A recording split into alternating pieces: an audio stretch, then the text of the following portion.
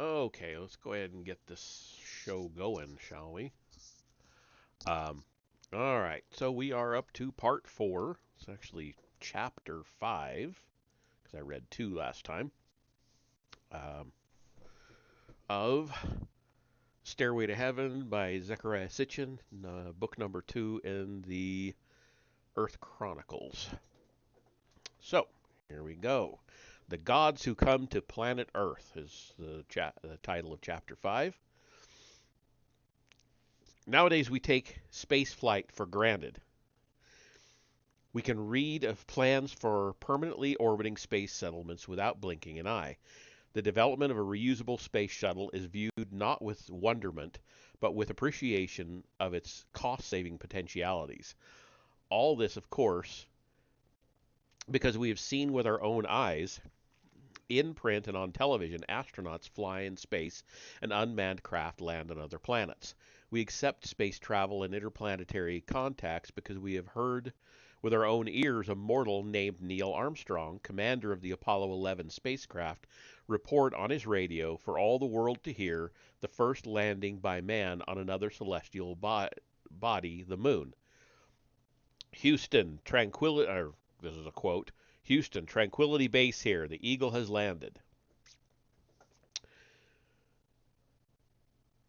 Eagle was not only the code name for the lunar module, but the epithet by which the Apollo 11 spacecraft was called, and the proud nickname by which the three astronauts identified themselves.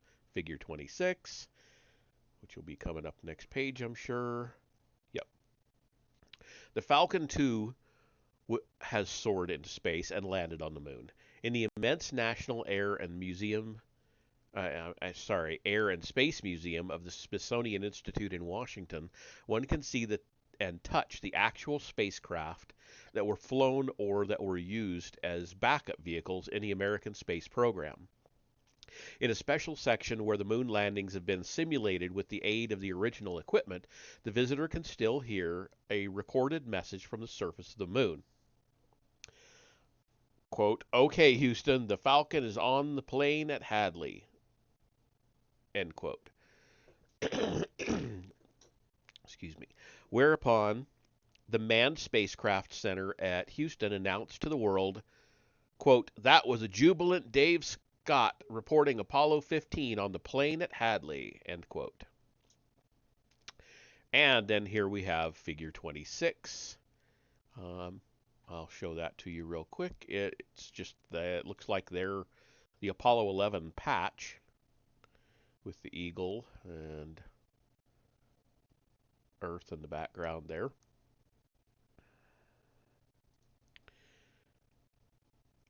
Up to a few decades ago, the notion that a common mortal can on some special clothes, strap himself in the front part of a long object, then zoom off the face of Earth seemed preposterous or worse. A century or two ago, such a notion would not have even come about, for there was nothing in human experience or knowledge to trigger such fantasies. Yet, as we have just described, the Egyptians 5,000 years ago could readily visualize all this happening to their pharaoh. He would journey to a launch site east of Egypt. He would enter a subterranean complex of tunnels and chambers. He would safely pass by the installation's atomic plant and radiation chamber. He would don the suit and gear of an astronaut, enter the cabin of an ascender, and sit strapped between two gods. And then, as the double doors would open and the dawn skies would be revealed, the jet engines would ignite and the ascender would turn into the celestial ladder by which the pharaoh will reach the abode of the gods on their quote unquote planet of millions of years. On what TV screens had the Egyptians seen such things happen that they so firmly believed that all this was really possible? In the absence of television in their homes, the only alternative would have been to either go to the spaceport and watch the rocket ships come and go, or visit a Smithsonian and see the craft on display, accompanied by a knowing guide or viewing flight simulations. The evidence suggests that the ancient Egyptians had indeed done that. They had seen the launch site and the hardware and the astronauts with their own eyes. But the astronauts were not Earthlings going elsewhere. They were rather astronauts from elsewhere who had come to planet Earth.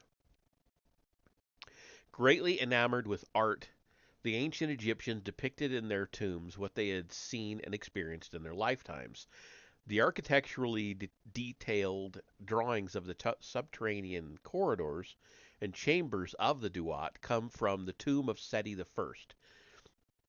An even more startling depiction has been found in the tomb of Hui, Huy. I'm not sure how you would pronounce that, who was viceroy in Nubia and in the Sinai Peninsula during the reign of the renowned pharaoh Tutankhamun.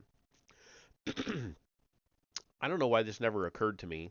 Just an aside. Seti the First. I wonder if somebody who started the SETI program, Search for Extraterrestrial Intelligence, I wonder if they were also an Egyptophile. Just a random thought. Decorated with scenes of people, places, and objects from the two domains of which he was viceroy, his tomb preserved to this very day a depiction in vivid colors of a rocket ship. Its shaft is contained in an underground silo. Its upper stage with the command module is above ground, figure 27. The shaft is subdivided like a multi-stage rocket. Inside its lower part, two persons attend to hoses and levers. There is a row of circular dials above them. The silo cutaway shows that it is surrounded by tubular cells for heat exchange or some other energy-related function. Above ground, the hemispherical base of the upper stage is clearly depicted in the color painting as scorched, as though from a re-entry into Earth's atmosphere. The command module, large enough to hold 3 to 4 persons, is conical in shape, and there are vertical peepholes, quote unquote, all around its bottom. The cabin is surrounded by worshippers in a landscape of date palms and giraffes. Okay, so let me show you figure 27. It is an interesting picture. I don't know that I get exactly what he's getting out of it, but okay. I can see where he's coming from. So here we have, I'm going to actually make this a little bigger. So here is the command module he's talking about. Up here on the top, and the date palms, the worshippers, the giraffes. And then down here is the lower part he's talking about with the two people working at levers and such.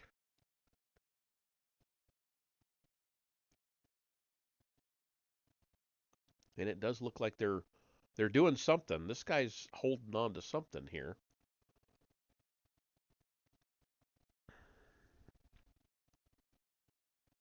Anyway, moving on. The underground chamber is decorated with leopard skins, and this provides a direct link with certain phrases in the pharaoh's journey to immortality.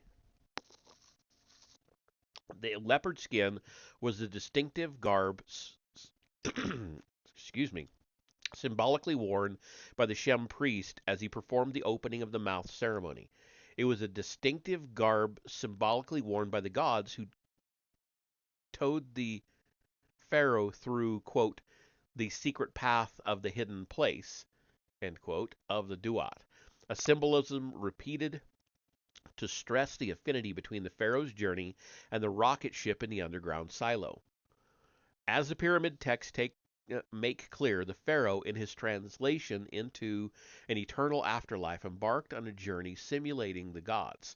Ra and Seth, Osiris and Horus, and other gods had ascended to the heavens in this manner, but the Egyptians also believed it was by the same celestial boat that the great gods had come down to earth in the first place. At the city of An, A-N, Heliopolis, Egypt's oldest center of worship, the god Ptah, Ptah, built a special structure, a quote-unquote Smithsonian institution, if you will, wherein an actual space capsule could be viewed and revered by the people of Egypt. The secret object, the Benben, was enshrined in the Het Benben, the quote-unquote Temple of the Benben.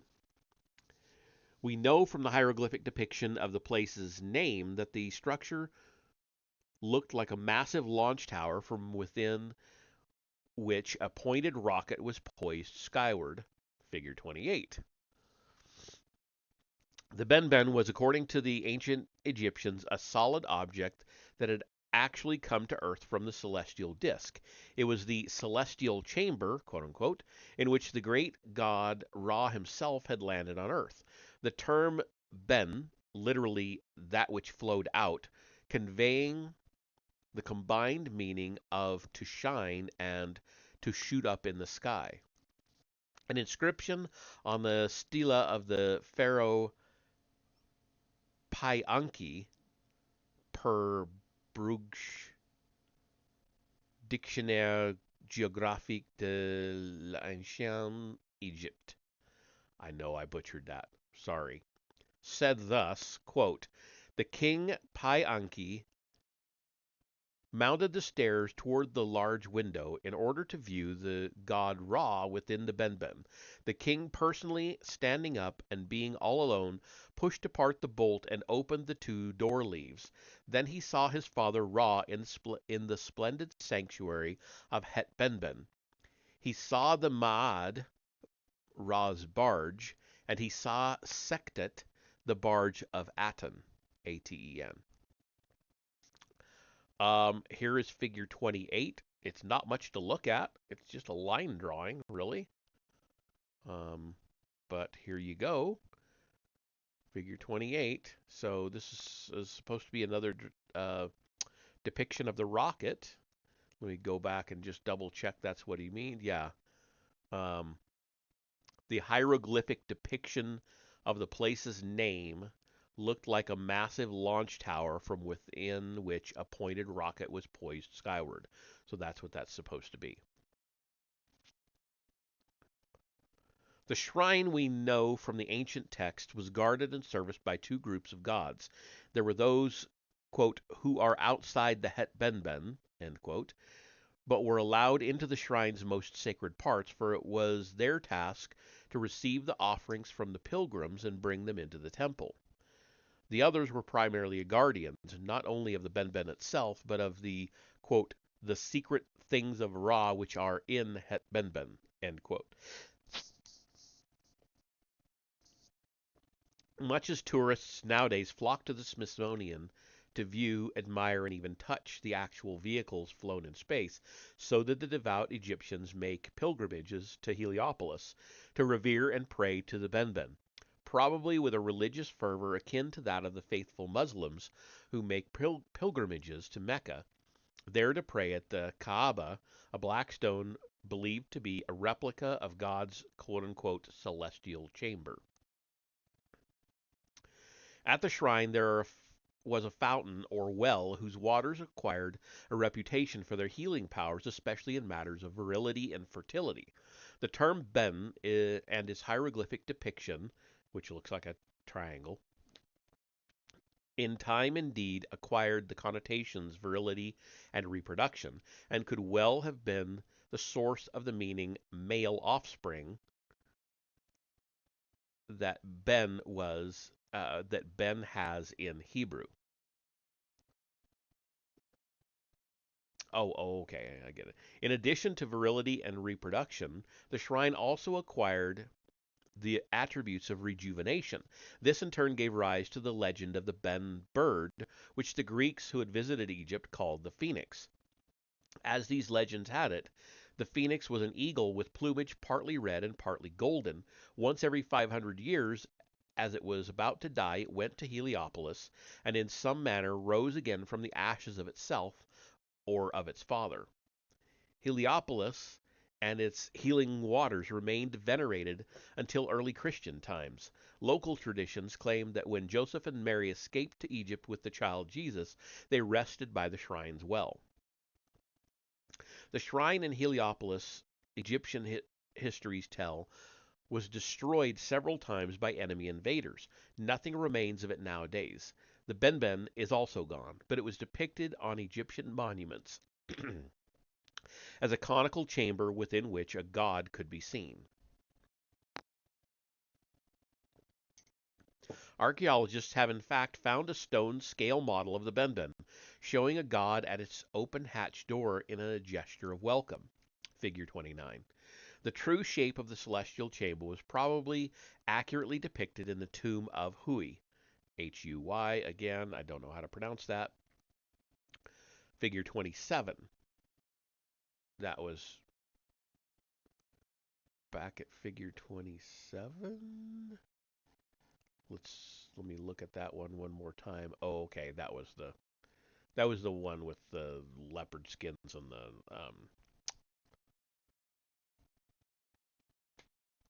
giraffes and stuff. Okay.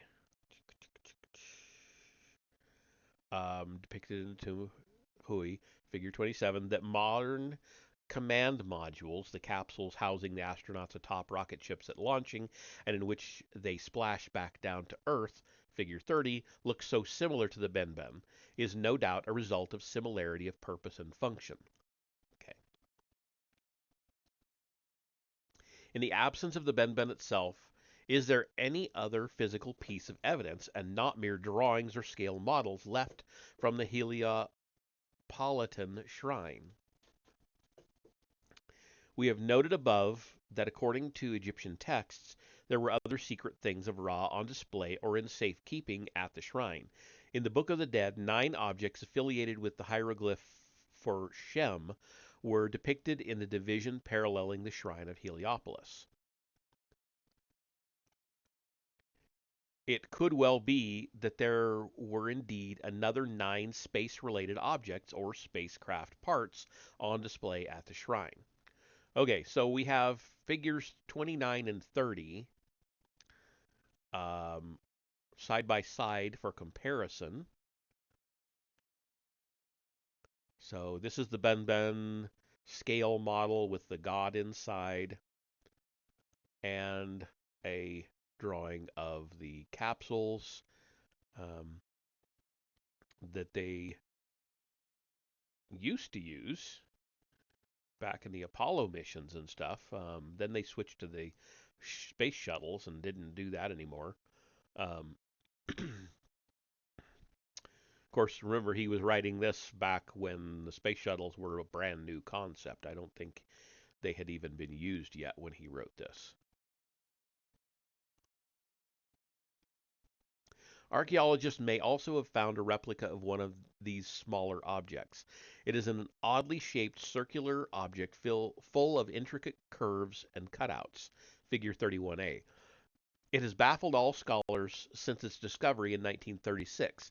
It is important to realize that the object was found among other, quote, unusual copper objects, end quote, in the tomb of the Crown Prince Sabu, son of King Adjib of the First Dynasty. That's Adjib. It is therefore certain that the object was placed in the tomb circa 3100 BC.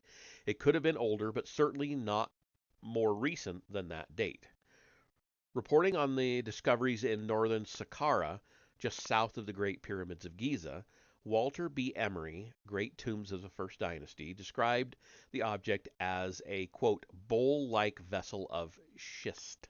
That's Schist, end quote. And remarked that, quote, no satisfactory explanation of the curious design of this object has been forthcoming, end quote. The object was carved from a solid block of schist, okay, a rock which is very brittle and which easily splits into thin, irregular layers. So kind of like shale is what I'm getting from that. If it were put to any use, it would have quickly broken apart. So the particular stone was chosen because the very unusual and delicate shape could best be carved out in such a material, a means to preserve the shape rather than to actually use it. Has led other scholars, such as Cyril Aldred, Egypt to the End of the Old Kingdom, to conclude that the stone object, quote, possibly imitates a form originally made in metal, end quote. And they were still not to the picture. Ah, okay. I know that one.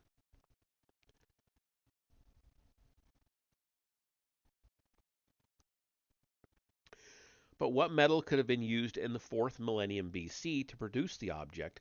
What process of precision grinding? What skilled metallurgists were then available to create such a delicate and structurally complex design? And above all, for what purpose? A technical study of the object's unique design, figure 31b, shed little light on its use or origin. The round object, some 24 inches in diameter and less than 4 inches at its thickest part, was obviously made to fit over a shaft and rotate around an axle. Its 3 oddly curving cutouts suggest a possible immersion in a liquid during rotation. There was no further effort made after 1936 to unravel the object's enigma, but its possible function suddenly sprang to our mind in 1976 on reading in a technical magazine of some revolutionary designs of a flywheel being developed in California in connection with the American space program. The flywheel, attached to a rotating shaft of a machine or an engine, has been in use for less than 2 centuries as a means of regulating the speed of machinery, as well as for accumulating energy for a single spurt, such as in a metal press or more recently in aviation. As a rule, flywheels have had heavy rims, for the energy is stored in the wheel circumference. But in the 1970s, engineers of the Lockheed Missile and Space Company came up with an opposite design, a light-rimmed wheel, claiming it is best suited for saving energy in mass transit trains or storing energy in electrically powered trolley buses. The research was continued by the Air Research Manufacturing Company. The model they developed but never finally perfected was to be hermetically sealed within a housing filled with lubricant. That their revolutionary flywheel, figure 32, looks like the 5,000-year-old object discovered in Egypt is only less amazing than the fact that the perfected object from 3100 BC looks like a piece of equipment still in the development stage by space engineers in AD 1978.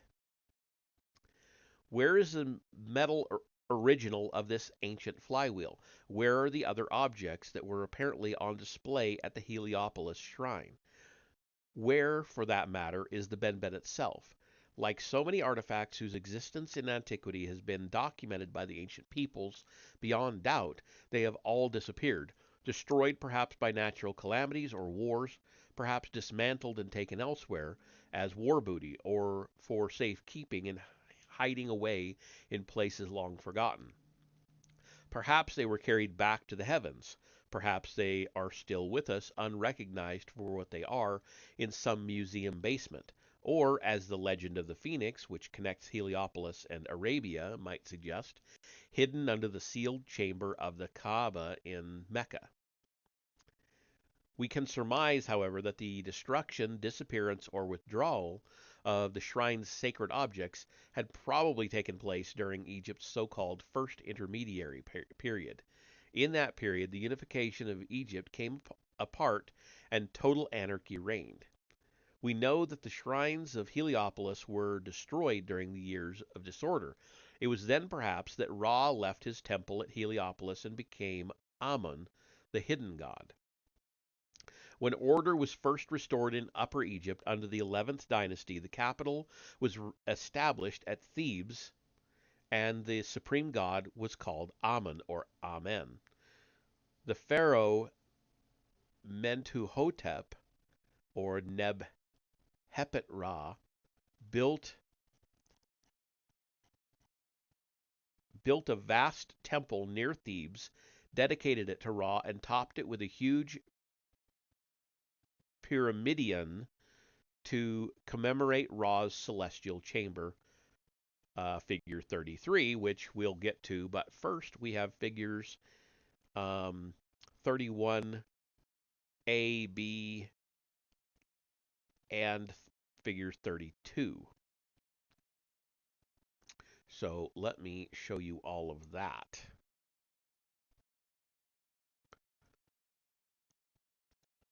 Okay, and it says the Cods who came to Earth. That's supposed to be gods. Typo. But here's 31. This is the object he was talking about, the ancient Egyptian object, um, with its unusual cutouts, made out of stone that they think was originally made out of metal. And this is a recreation of it, thousands of years old, um, and a drawing and side view of it. And then you have the modern flywheels here that Lockheed and those guys have developed. So there we go.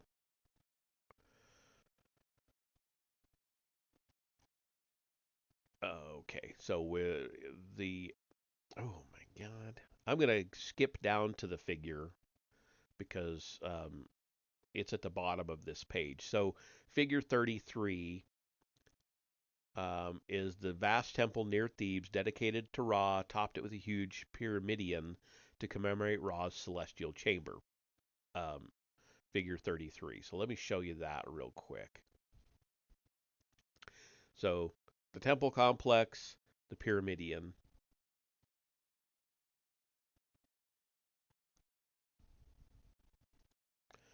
Okay, because he starts talking about other figures here before we get to that picture. If we just read until we get to it. Anyway, soon after 2000 BC, as the 12th dynasty began its reign, Egypt was reunited, order was restored, and access to Heliopolis was regained. The dynasty's first pharaoh, Amen-Emhat I, immediately undertook the rebuilding of the temples and shrines of Heliopolis, but whether he could also restore the original artifacts enshrined there or had to do with their stone simulations, no one can say for certain. His son, the pharaoh Sen-Usert, uh, and then in parentheses he got Keper-Ka-Ra, the Sesostris or Sesenchusis of Greek historians, okay, I remember him, erected in front of the temple two huge granite columns over 66 feet high. On top, they were surmounted with a scale replica of Ra's celestial chamber, a pyramidion which was encased in gold or white copper, electrum. One of these granite obelisks still stands where it was raised up some 4,000 years ago, and the other was destroyed in the 12th century AD.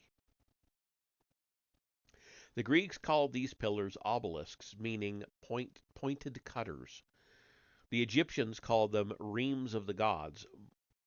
More of them were set up, always in pairs in front of temple gateways, figure 34. During the 18th and 19th dynasties, some were in the end carted off to New York, London, Paris, and Rome. As stated by the pharaohs, they raised these obelisks in order to obtain obtain from the gods the gift of eternal life, end quote, to obtain life everlasting. For the obelisks simulated in stone what earlier pharaohs had seen and purportedly reached in the Duat, in the sacred mountain, the rocket ships of the gods, figure 35. Today's tombstones, engraved with the deceased's names so that he be forever remembered, are scaled down obelisks, a custom rooted in the days when the gods and their spacecraft were an absolute reality. Okay, so we've got 34 and 35. So reminder, 34 is the pillars are always in pairs, and then 35 is um,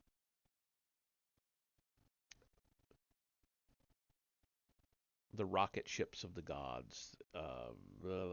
For the obelisk simulated in stone what earlier pharaohs had seen and purportedly reached in the Duat in the sacred mountain, the rocket ships of the gods. So there's 35.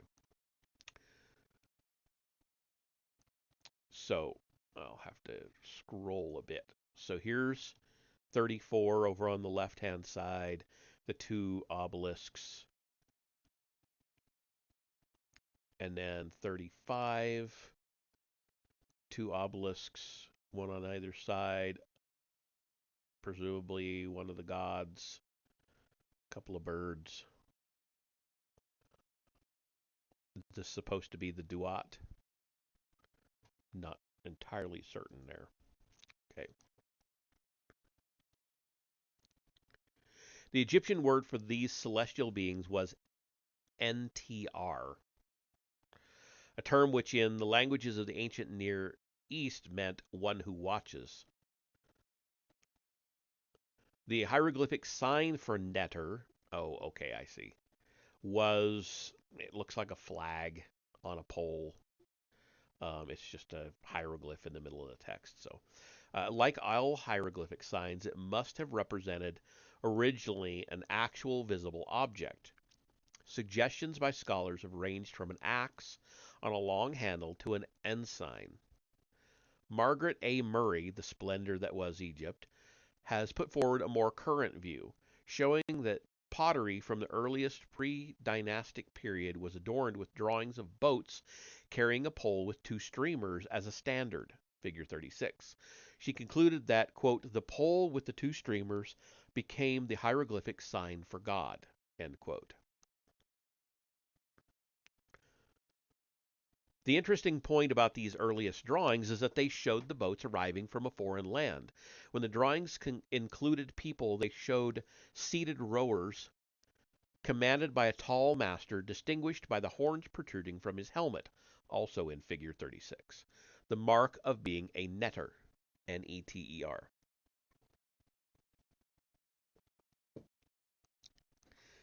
Pictorially, then, the Egyptians affirmed from the very beginning that their gods had come to Egypt from elsewhere. This confirmed the tales of how Egypt began, that the god Ptah, P-T-A-H, having come from the south and having found Egypt inundated, performed great works of diking and land reclamation and made the land habitable. There was a place in Egyptian geography which they called Ta Neter, quote, the place or land of the gods, end quote. It was the narrow straits at the southern end of the Red Sea, which is now called Babel el Mandeb. It was through that strait that the ships bearing the ensign NTR, Neter, and carrying the horned gods had come to Egypt.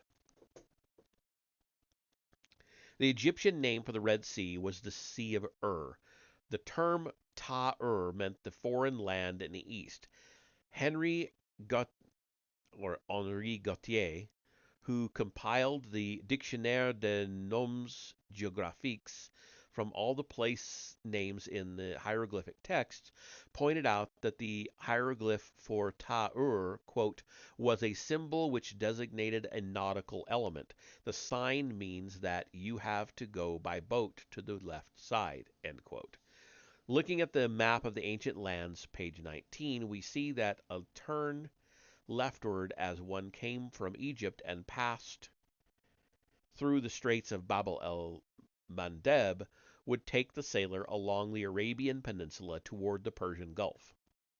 Okay, so here is our figure 36, which is actually several small pictures all together. So the banner, with the two streamers in all its various forms, the banner on a boat with what looks like oars sticking out, maybe,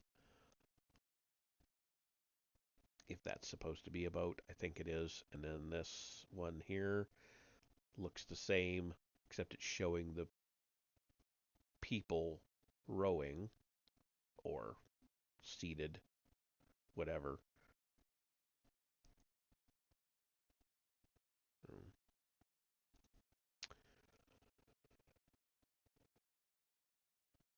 There are more clues. Ta-Ur literally meant the land of Ur, and the name Ur was not unknown. It was the birthplace of Abraham, the Hebrew patriarch. Descendant of Shem, the elder son of Noah, the biblical hero of the deluge, he was born to his father Terah, Terah, at the city of Ur in Chaldea. Quote, and Terah took Abram his son, and Lot the son of Haran, his son's son, and Sarah his daughter-in-law, the wife of Abram, and they went forth from Ur of the Chaldees to go into the land of Canaan. End quote. When archaeologists and linguists began to unravel at the beginning of the 19th century the history and written records of Egypt, Ur was unknown from any other source except the Old Testament.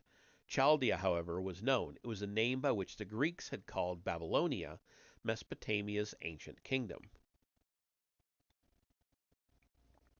One of them, anyway. The Greek historian Herodotus, who had visited Egypt and Babylonia in the 5th century BC, found many similarities in the customs of the Egyptians and the Chaldeans. Describing the sacred precinct of the supreme god Bel, whom he called Jupiter Belus, in the city of Babylon and its huge stage tower, he wrote that, quote, on the utmost tower there is a spacious temple, and inside the temple stands a couch of unusual size, richly adorned with a golden table by its side. There is no statue of any kind set up in the place, nor is the chamber occupied by nights by anyone but a native woman who, as the Chaldeans, the priest of this god, affirm, is chosen for himself by the deity. They also declare that the god comes down in person into this chamber and sleeps upon the couch.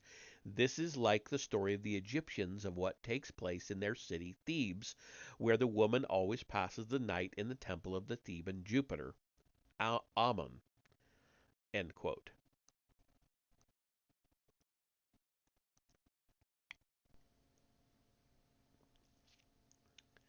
The more 19th century scholars learned of Egypt and matched the emerging historic pictures with the writings of Greek and Roman historians, the more did two facts stand out. First, that Egyptian civilization and greatness were not like an isolated flower blooming in a cultural desert, but part of overall developments throughout the ancient lands. And secondly, that the biblical tales of other lands and kingdoms, of fortified cities and trade routes, of wars and treaties, of migrations and settlements were not only true but also accurate. The Hittites, known for centuries only from brief mentions in the Bible, were discovered in Egyptian records as mighty adversaries of the pharaohs. A totally unknown page of history, a pivotal battle between Egyptian armies and Hittite legions, which came from Asia Minor, that had taken place at Kadesh in northern Canaan, was discovered not only in text but also depicted pictorially on temple walls. There was even a historical personal touch, for the pharaoh ended up marrying the daughter of the Hittite king in an effort to cement peace between them.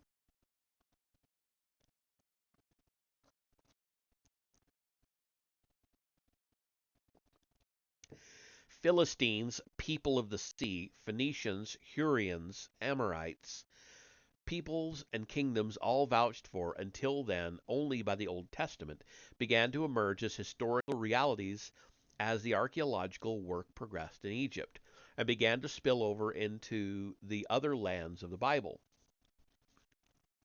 Greatest of all, however, appeared to have been the veritable ancient empires of Assyria and Babylonia, but where were their magnificent temples and other remains of their grandeur, and where were their records? All that travelers had reported from the land between the two rivers, the vast plain between the Euphrates and the Tigris, were mounds. Tells in tells in Arabic and Hebrew. I don't know what that means, unless that's a typo. In the absence of stone, even the grandest structures of ancient Mesopotamia were built of mud bricks. Wars, weather, and time reduced them to heaps of soil. Instead of monumental structures, these lands yielded occasional finds of small artifacts. Among them, there often were tablets of baked clay inscribed with wedge-like markings. Back in 1686, a traveler named Engelbert Kampfer visited Persepolis, the old Persian capital of the kings whom Alexander had fought. From monuments there, he copied signs and symbols in such a wedge-shaped or cuneiform script, as on the royal seal of Darius, figure 37. But he thought that they were only decorations. When it was finally realized that these were inscriptions, no one knew what their language was and how they could be deciphered. As in the case of Egyptian hieroglyphs, so it was with the cuneiform writings. The key to the solution was a trilingual inscription. It was found carved on the rocks of forbidding mountains at a place in Persia called Behistun. In 1835, a major in the British Army, Henry Rawlinson, managed to copy the inscription and thereafter decipher the script and its languages.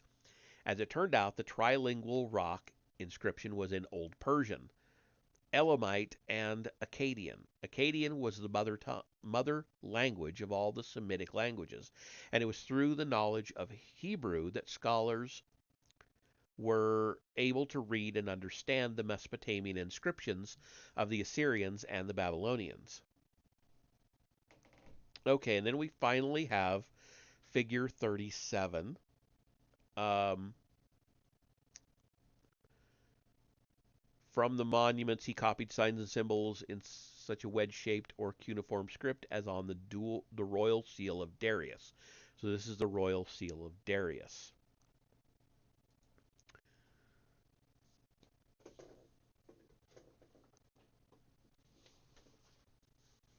And you can see the cuneiform over here, of course. An interesting flying something there.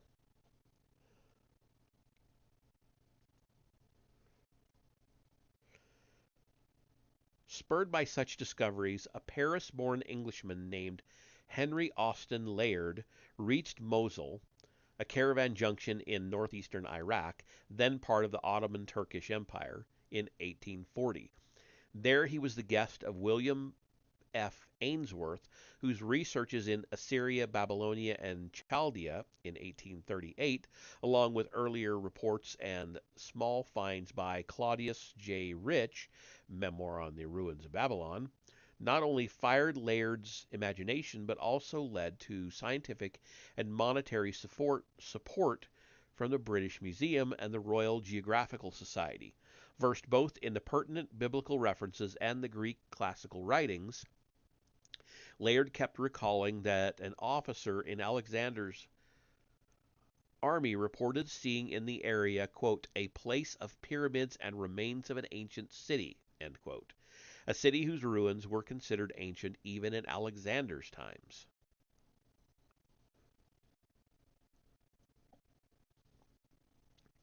His local friends showed him the various tells in the area, indicating that there were ancient cities surrounded beneath them. Surround. Where did I get surrounded? It's not even anywhere in the text, anywhere near that. It's not like my eye jumped to the word surrounded. I hate it when my brain does that. Um, Indicating that there were ancient cities buried beneath them. Just pulled surrounded out of my ass, like apparently. His excitement grew most when he reached a place called Burs Nimrud, quote, I saw for the first time the great conical mound of Nimrod rising against the clear evening sky, end quote. He later wrote in his autobiography, quote, the impression that it made upon me was one never to be forgotten, end quote. Was it not the place of the buried pyramid seen by Alexander's officer? And surely was the place associated with the biblical Nimrod, quote, the mighty hunter by the grace of the Lord, end quote, who launched the kingdoms and royal cities of Mesopotamia, Genesis 10. Quote, and the beginning of his kingdom, Babel and Erech and Akkad, Erech and Akkad, all in the land of Shinar. Out of that land there emanated Ashur, where Nineveh was built, a city of wide streets, and Calah and Resen. End quote.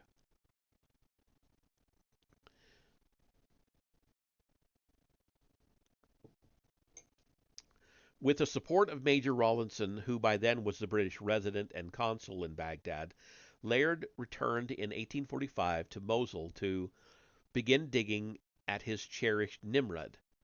But whatever he was to find, and find he did, the claim to be the first modern archaeologist in Mesopotamia was not to be his. 2 years earlier, Paul-Émile Botta, the French consul at Mosul, whom Laird had met and befriended, proceeded to excavate a mound somewhat north of Mosul, on the other side of the Tigris River. The natives called the place Khorsabad. The cuneiform inscriptions uncovered there identified it as Dur-Sharu-Kin, the ancient capital of the biblical Sargon, king of Assyria. Commanding the vast city and its palaces and temples was indeed a pyramid constructed in 7 steps, the term for which is ziggurat. Figure 38. Spurred by Botta's discoveries, Laird began to dig at his chosen mound, where he believed he could uncover Nineveh, the Assyrian capital of biblical renown, though the place turned out to be the Assyrian military center named Kalu, the biblical Calah. The treasures that were uncovered were worth the effort.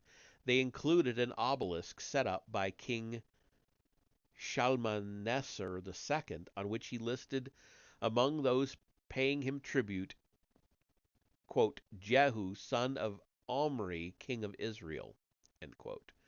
Figure 39.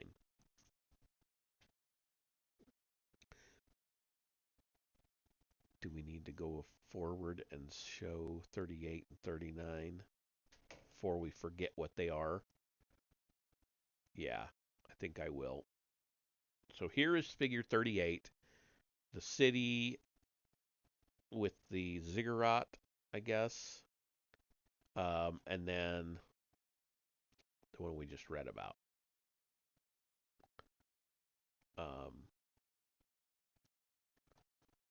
So that was, just to remind us, 38 was the city with the ziggurat. 39 is an obelisk um, set up by King Shalmaneser II. Okay, and that's the one where he said Jehu, son of Omri, king of Israel. Assyrian finds now directly confirmed the historical veracity of the Old Testament. Encouraged, Laird began to excavate in 1849 a mound directly opposite Mosul, on the eastern banks of the Tigris. The place, locally named Kuyunjik, was indeed Nineveh, the capital established by Sennacherib, the Assyrian king whose army was smitten by the Lord's angel when he besieged Jerusalem. 2 Kings 18. After him, Nineveh served as the capital of Esarhaddon and Ashurbanipal.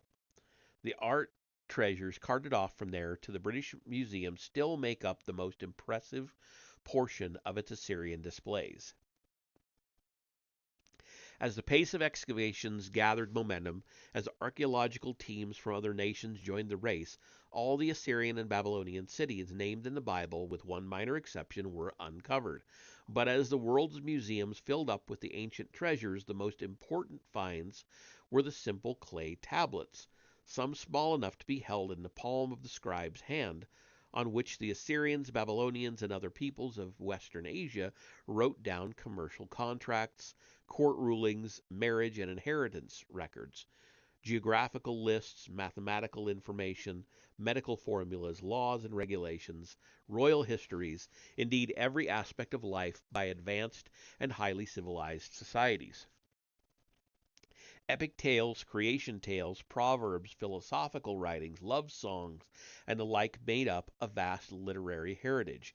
And there were matters celestial, lists of stars and constellations, planetary information, astronomical tables, and lists of gods, their family relationships, their attributes, their tasks and functions.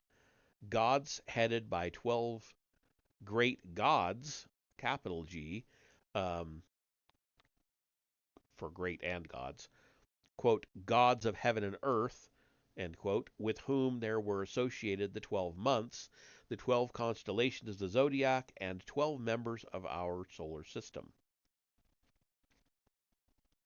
As the inscriptions themselves occasionally stated, their language stemmed from the Akkadian.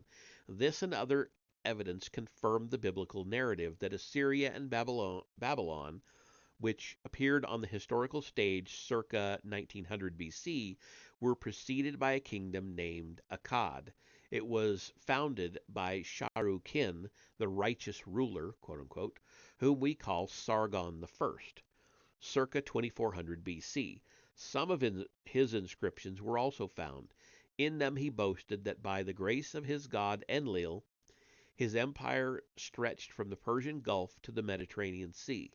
He called himself King of Akkad, King of Kish, and he claimed to have, quote, defeated Uruk, tore down its wall, and was victorious in battle with the inhabitants of Ur, end quote. Many scholars believe that Sargon I was the biblical Nimrod, so that the biblical verses apply to him and to a capital named Kish or Cush by biblical spelling, where kingship existed even before Akkad. Quote, and Cush begot Nimrod. He was first to be a mighty man in the land, and the beginning of his kingdom, Babel and Erech and Akkad, all in the land of Shinar. End quote. The royal city of Akkad was discovered southeast of Babylon. The ancient city of Kish was also discovered southeast of Akkad. Indeed, the more archaeologists moved down in the plain between the two rivers in a southeasterly direction, the greater was the antiquity of the places unearthed. At a place now called Warka, the city of Uruk, which Sargon I claimed to have defeated, the biblical Erech was found. It took the archaeologists from the 3rd millennium BC to the 4th millennium BC. There they found the first ever pottery baked in a kiln, evidence of the first ever use of a potter's wheel, a pavement of limestone blocks, which is the oldest of its kind, the first ever ziggurat step pyramid, and the world's first written records, inscribed texts, figure 40, and engraved cylinder seals, figure 41, which, when rolled on wet clay, left a permanent imprint.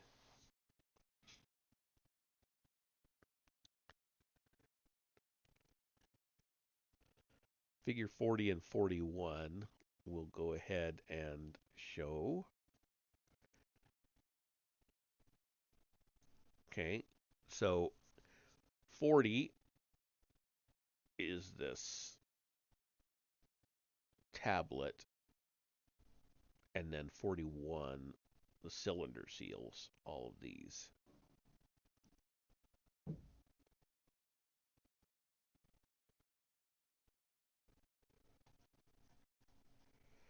Okay.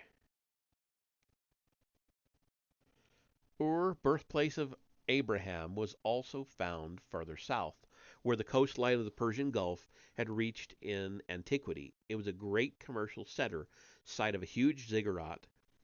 the seat of many dynasties, was then the southern, more ancient part of Mesopotamia, the biblical land of Shinar, the place where the events of the Tower of Babel had taken place. One of the greatest discoveries in Mesopotamia was the library of Ashurbanipal in Nineveh, which contained more than 25,000 tablets arranged by subject. A king of great culture, Ashurbanipal collected every text he could lay his hands on, and in addition set his scribes to copy and translate texts otherwise unavailable. Many tablets were identified by the scribes as copies of olden texts. A group of 23 tablets, for example, ended with the postscript 23rd tablet, language of Sumer not changed, quote unquote. Ashurbanipal himself stated in an inscription, quote, "The God of scribes has bestowed on me the gift of the knowledge of his art.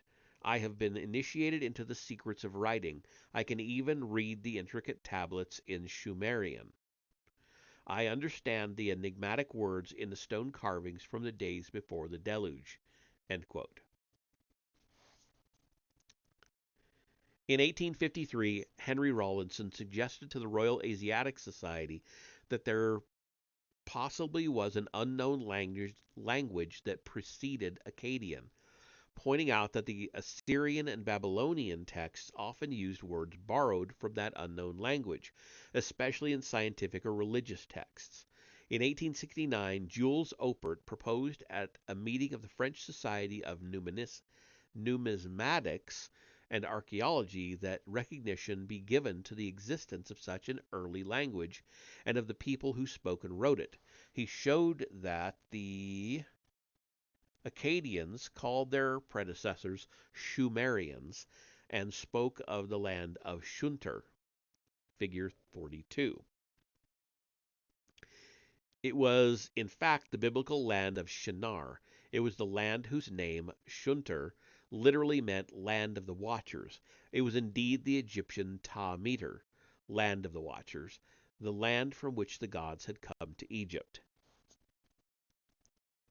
As difficult as it was at the time, scholars have accepted, after the grandeur and antiquity of Egypt had been unearthed, that civilization, as known to the West, did not begin in Rome and Greece. Could it now be, as the Egyptians themselves had suggested, that civilization and religion began not in Egypt, but in southern Mesopotamia?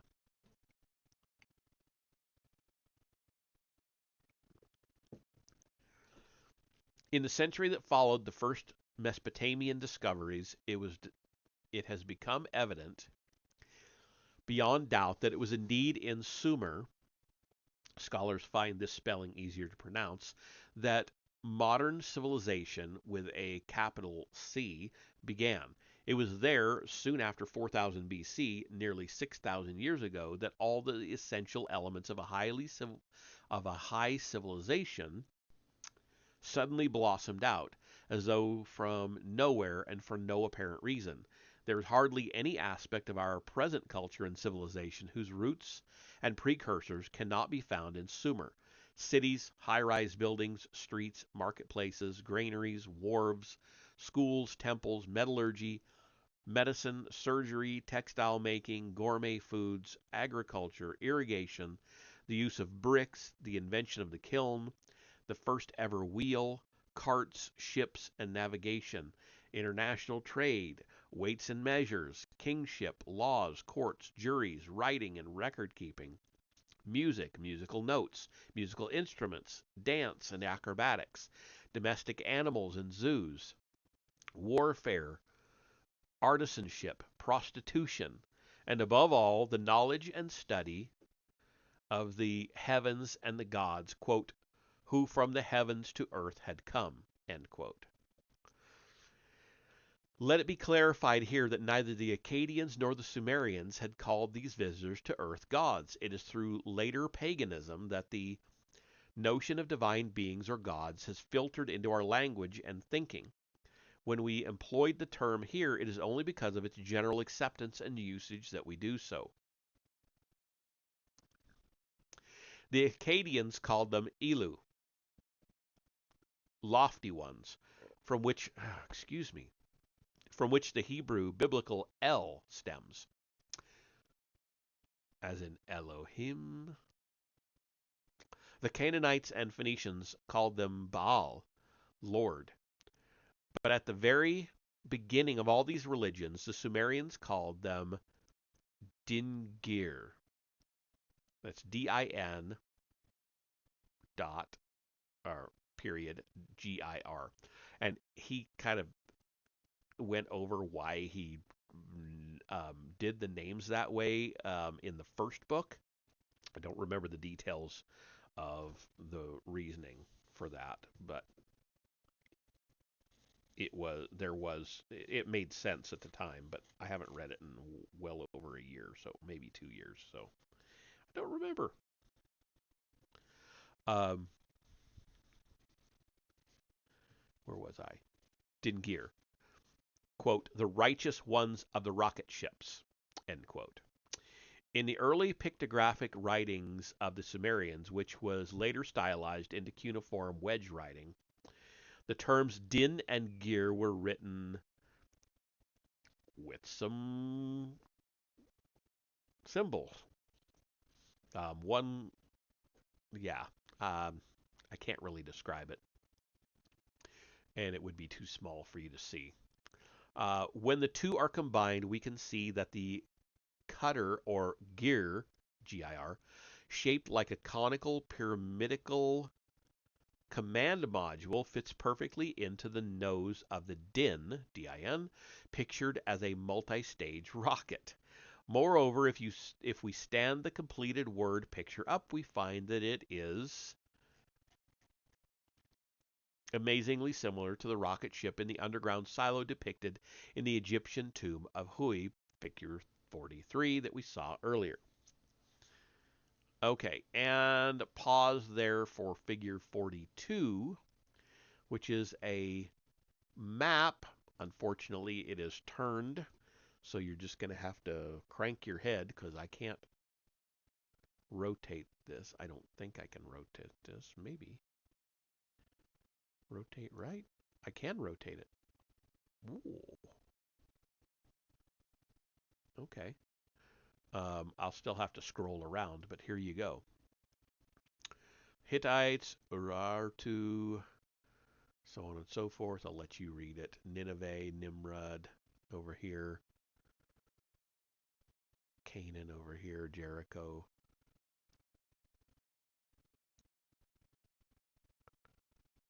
So there's all of that major cluster of cities down in the southern part. Excuse me. Okay, can I...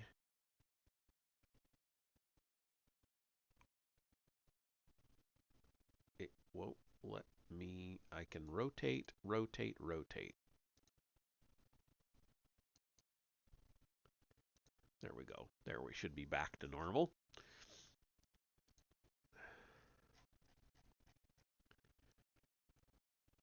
All right. From the Sumerian cosmological tales and epic poems, from texts that served as autobiographies of these gods, from lists of their functions and relationships in cities, from chronologies and histories called king lists, and a wealth of other texts, inscriptions, and drawings, we have pieced together a cohesive drama of what had happened in prehistoric times and how it all began. Their story begins in primeval times when our solar system was still young. It was then that a large planet appeared from outer space and was drawn into the solar system. The Sumerians called the invader Nibiru, planet of the crossing. The Babylonian name for it was Marduk. As it passed by the other planets, Marduk's course curved in to a collision course with an old member of the solar system, a planet named Tiamat. As the two came together, the satellites of Marduk split Tiamat in half. Its lower part was smashed into bits and pieces, creating the comets and the asteroid belt, the celestial bracelet, quote unquote, of planetary debris that orbits between Jupiter and Mars. Tiamat's upper part, together with its chief satellite, were thrown into a new orbit to become Earth and the Moon.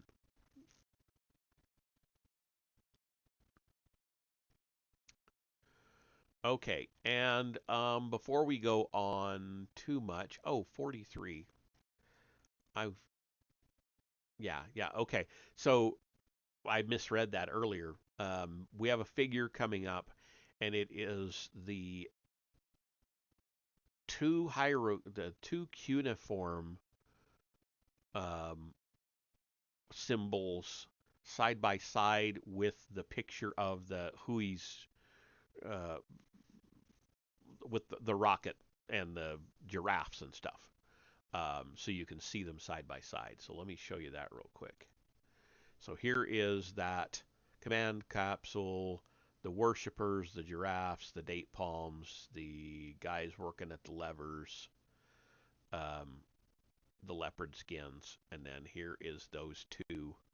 So this, along with these two lines and the line coming down here, that's one, and then the rest of this is the other symbol with, and it ends up having a slight opening right up here um, when they're separated, and they would be turned 90 degrees clockwise from where they're situated there. Okay.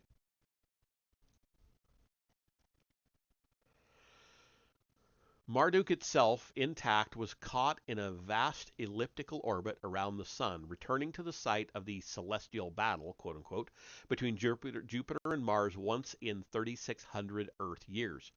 Figure 44. It was thus that the solar system ended up with 12 members: the Sun, the Moon, which the Sumerians considered a celestial body in its own right, the 9 planets we know of, and one more, the 12th, Marduk. When Marduk invaded our solar system, it brought with it the seed of life. In the collision with Tiamat, some of the seed of life was transferred to its surviving part, planet Earth. As life evolved on Earth, it emulated evolution on Marduk, and so it was that when on Earth the human species just began to stir, on Marduk intelligent beings had already achieved high levels of civilization and technology. It was from that 12th member of the solar system, the Sumerians said, that astronauts had come to Earth, the, quote, gods of heaven and earth, end quote. It was from such Sumerian beliefs that all the other ancient peoples acquired their religions and gods. These gods, the Sumerians said, created mankind and eventually gave it civilization, all knowledge, all sciences, including an incredible level of a sophisticated astronomy.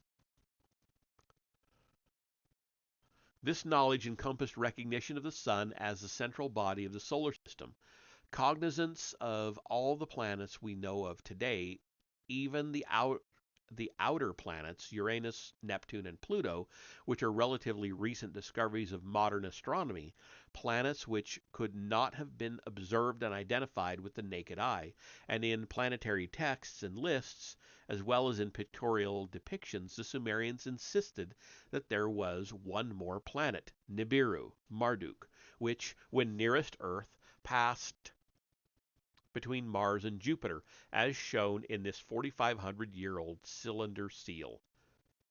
Figure 45. Okay, so 44 first, which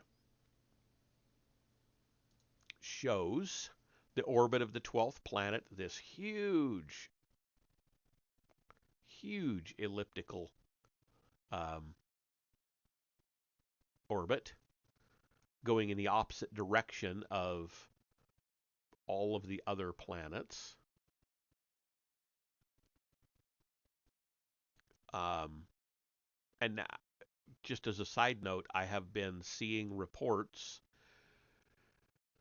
that scientists are now saying there is possibly another planet even farther out, way, way, way out, beyond Pluto. And I know they don't consider Pluto a planet anymore, but way out beyond Pluto, supposedly, I mean, like way out here somewhere. Another supposedly huge planet they think might be out there, theoretically. Um, so here is the cylinder seal. And what he's referring to is right in here. We've got the sun, and then you got all these raised dots around. And if you can count them, if you can see them clearly enough, there are 12 of them, I believe.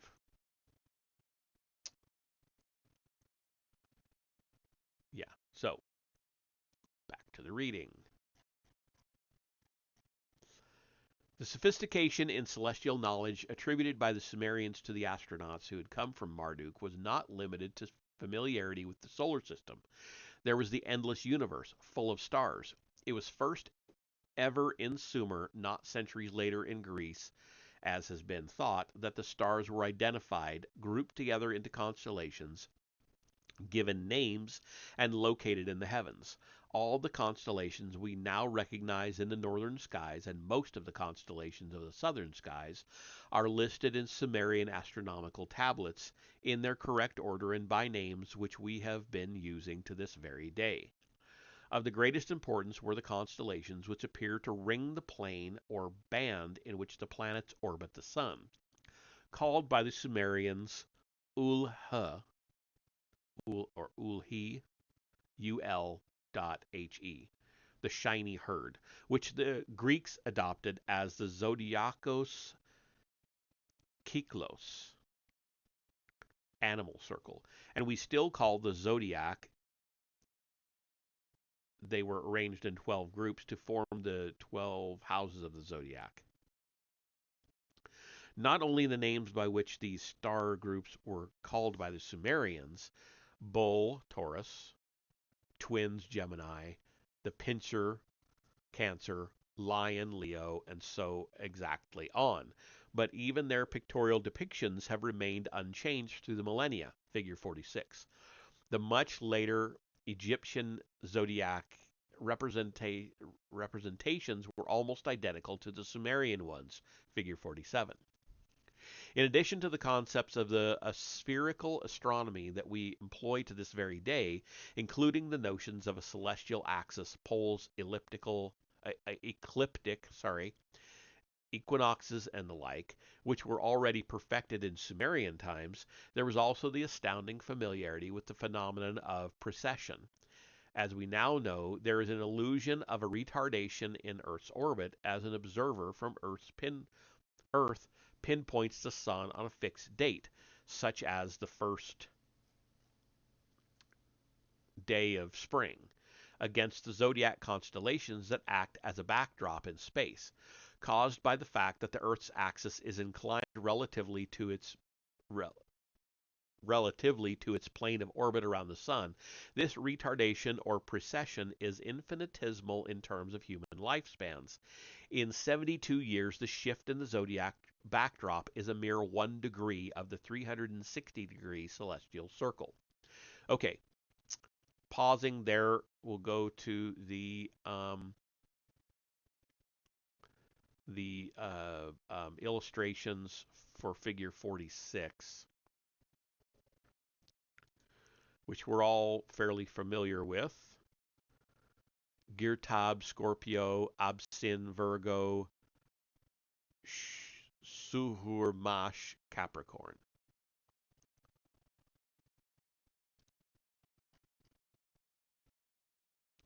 Since the zodiac circle surrounding the band in which Earth and other planets orbits around the sun was divided into an arbitrary 12 houses, each takes up 1/12 of the full circle, or a celestial space of 30 degrees.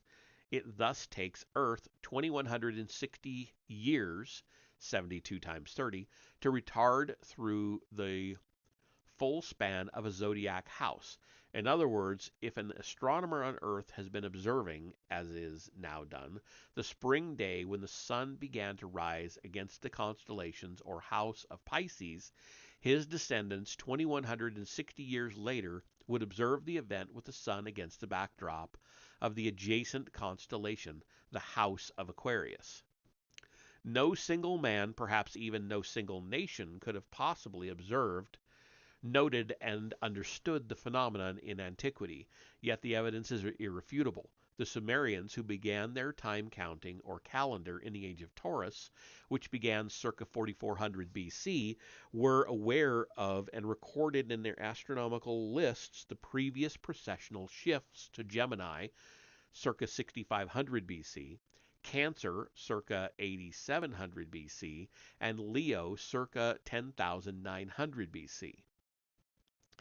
Needless to say, it was duly recognized circa 2200 BC that the first day of spring, New Year to the peoples of Mesopotamia, retarded a full 30 degrees and shifted to the constellation or age of Aries, the ram, Kumal, in Sumerian. It has been recognized by some of the earlier scholars who combined their knowledge of Egyptology slash Assyriology that astronomy, that the textual and pictorial depictions employed the zodiac age as a grand celestial calendar whereby events on Earth were related to the grander scale of the heavens. The knowledge has been employed in more recent times as a means of prehistoric and historic chronological aid in such studies as that by G. de Santillana and H. van Deschend, Hamlet's Mill. There is no doubt, for example, that the lion-like sphinx south of Heliopolis, or the ram-like sphinxes guarding the temples of Karnak, depicted the zodiac ages in which the events they stood for had occurred, or in which the gods or kings represented had been supreme. Okay, pausing there, going back to figure 47, we have more of the constellations.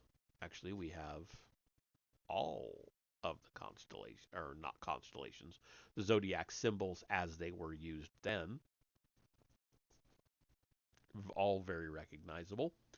So Aries, Taurus, Gemini, Cancer, although that looks more like a beetle to me than a crab, but okay. Leo, Virgo, Libra, Scorpio, Sagittarius, Capricorn, Aquarius, and Pisces.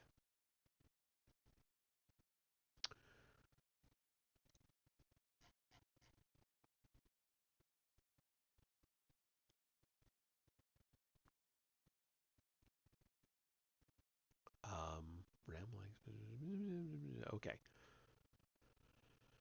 Central to this knowledge of astronomy, and in consequence to all the religions, beliefs, events, and depictions of the ancient world, was thus the conviction that there is one more planet in our solar system, a planet with the vastest orbit, a supreme planet or celestial lord, the one the Egyptians called the imperishable star, or the, quote, planet of millions of years, end quote,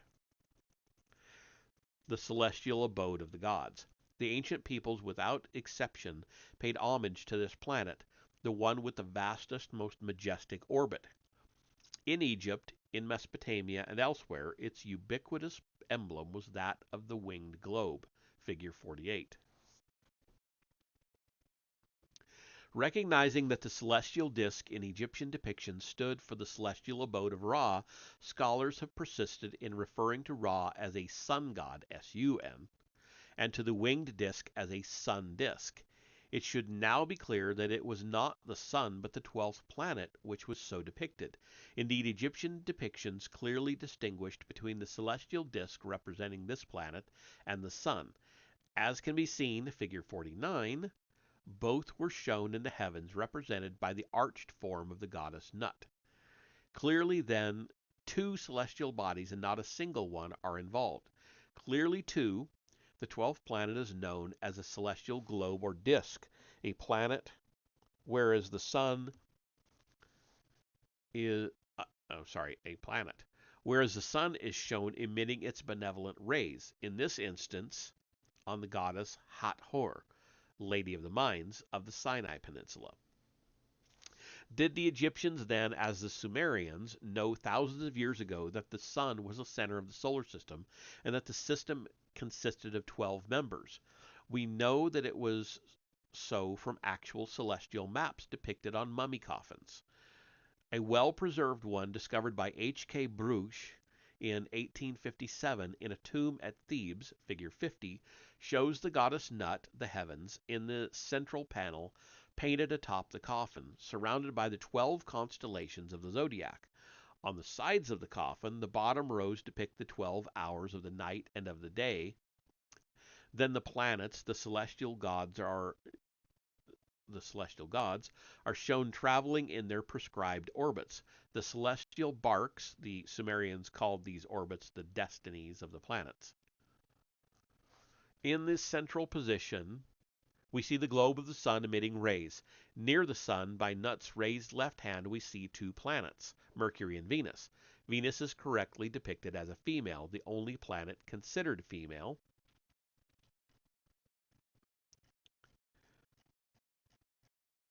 By all ancient peoples. Then in the left-hand panel we see Earth accompanied by the emblem of Horus, the Moon, Mars, and Jupiter as celestial gods traveling in their celestial barks. Okay, so going back, we've got a few pictures to look at here. So this is 48. So 48 is the emblem of the winged globe. 49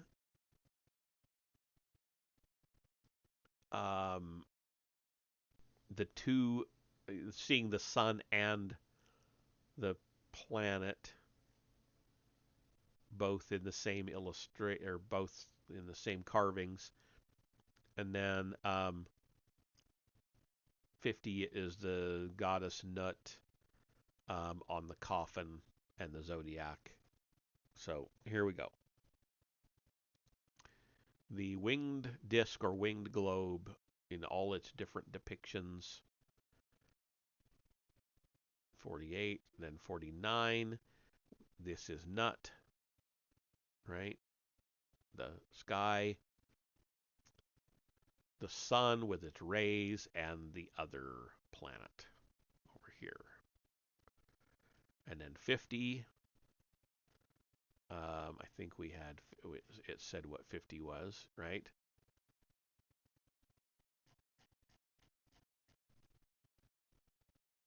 We have all, that's a very busy illustration. Okay, so we've got the signs of the zodiac here on the sides.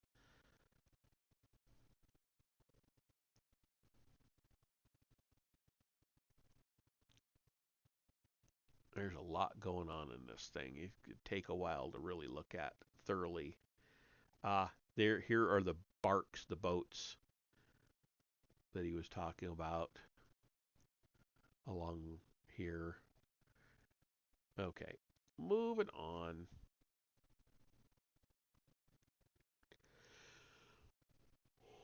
We see, damn, sorry about that. We see four more celestial gods beyond Jupiter on the right-hand panel, with orbits unknown to the Egyptians and thus without barks. We see Saturn, Uranus, Neptune, and Pluto. The time of mummification is marked by the spearman pointing his spear into the midst of the bull, Taurus. We thus encounter all the planets in their correct order, including the outer planets whom modern astronomers discovered only rather recently. Bruges, as others of his time, was unaware of the existence of Pluto. Scholars who have studied the planetary knowledge in antiquity assumed that the ancient peoples believed that 5 planets, the sun being one of them, circled Earth. Any depiction or listing of more planets, these scholars held, was due to some confusion, quote unquote. But there was no confusion, rather impressive accuracy, that the sun was in the system's center, that Earth was a planet, and that in addition to Earth and Moon, and the other 8 planets known to us today, there is one more large planet. It is depicted atop all others, above the head of Nut, as a major celestial lord with its own huge celestial orbit, celestial bark. 450,000 years ago, according to our Sumerian sources, astronauts from the Celestial Lord landed on planet Earth. And that is the end of that chapter. So we now come to chapter 6, in the days before the deluge. So that'll be an interesting one to get into next time. So, I am, yeah, it's Tuesday. I don't like to raid in the middle of the week. Um, I will raid on Friday. So I will see you all tomorrow night for Star Wars reading, barring catastrophe. Um, and then again on Friday for the next chapter in Stairway to Heaven. So have a good night. See you then.